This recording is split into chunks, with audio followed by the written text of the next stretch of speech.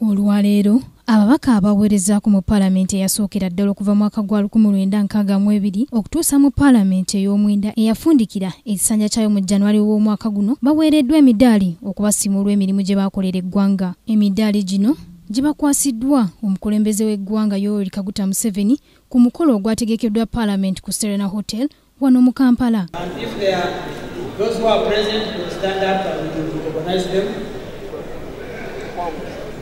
Mzee John Karazarwe, Dr. Mwanje Yesudas, General Kariba Kandwanako, Madame Lakidi. Wabula bo ababaka abamu okuli omubaka we Obongi County Fungaru Habs Hassan omudaali ogwamuweereddwa yaguzize ng'era talinyeeyo. It's a ceremony of a political campaign from Museveni and can be used even to blackmail you.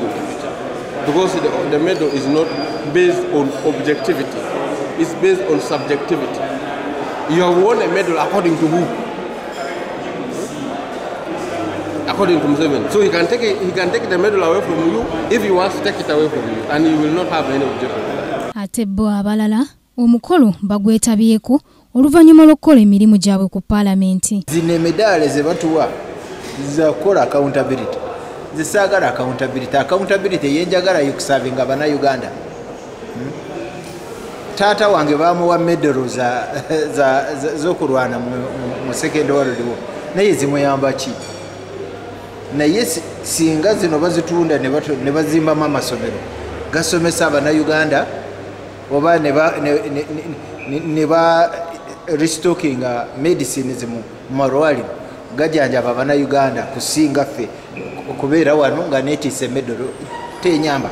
I really feel the medal is good for recognition, but in reality, if you look at those ones who served right from the first Parliament, maybe up to the 7th or 8th Parliament, those people sacrificed their life and they did so many things for this country.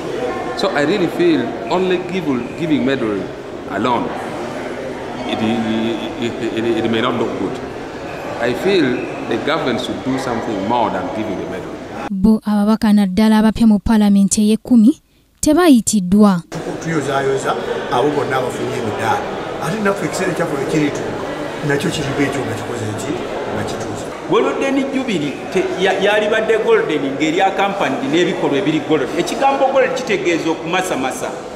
Mwabo be mulabye ku Golden Jubilee babadde golodi be baakiikirira biri golodi. Abamu ku abo be bakaabya n'eggwanga lyaffe kubanga kati eggwanga tugamba liri bluward kubanga tetulina kyetumanyi wajje tulaga. Ku Kingdom TV amalindirire eggulire lino likusakiddwa Joanita Mbabazi ne Samula Hanifa. This is Kingdom TV.